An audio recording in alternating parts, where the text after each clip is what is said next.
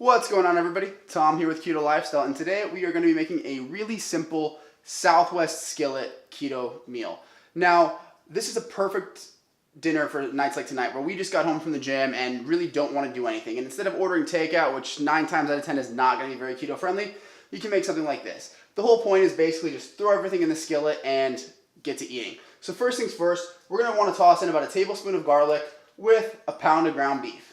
This is 80-20 right here that we're using.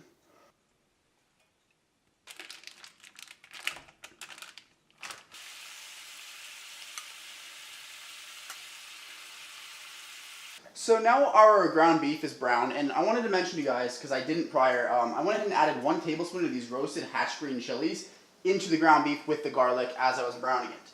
Now that this is brown, you can actually go ahead and drain some of the grease if you want to.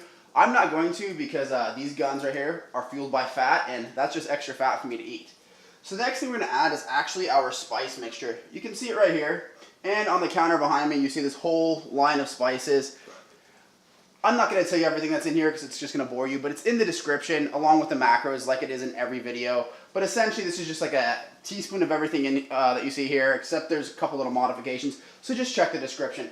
But I'm going to dump this in right now, and then we'll mix that up and just let it cook for a second so that the flavors can soak in.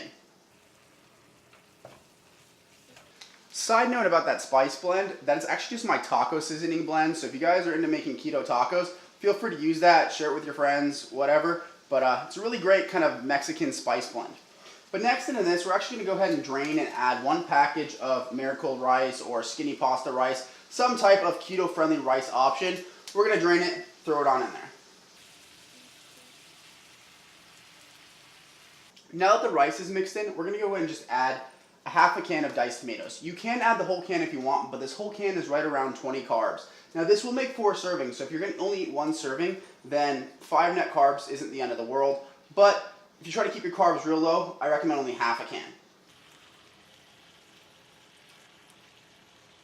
So now that all that tomato is mixed in, what I'm going to do is I'm going to take 1 cup of shredded cheddar cheese, and I'm going to sprinkle it on the top, and then I'm going to put mine in the oven on broil, just to kind of melt it and crisp up that top layer. If you're not using cast iron, check your pan to make sure you can actually put it on broil. And if you can't, just go ahead and mix that cheese in. It's going to taste the same.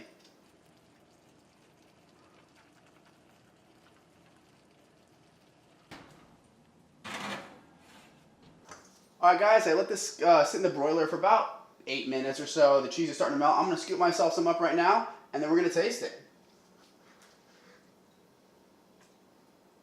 So this stuff smells absolutely amazing. Now let's see how it tastes. Give myself a nice little spoonful there. Got some tomato, some beef, some cheese.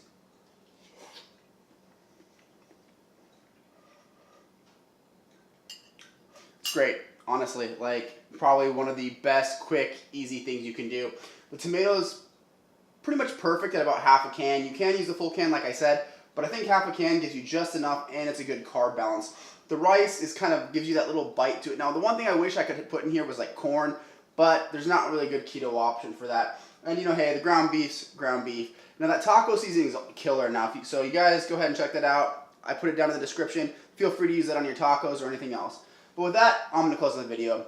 If you like the video, go ahead and leave it a like. If you have not subscribed yet, what are you waiting for? Hit that subscribe button because it helps me out a lot. And hey, you get to see more cool videos of me cooking. But with that, I'll see you guys in the next one.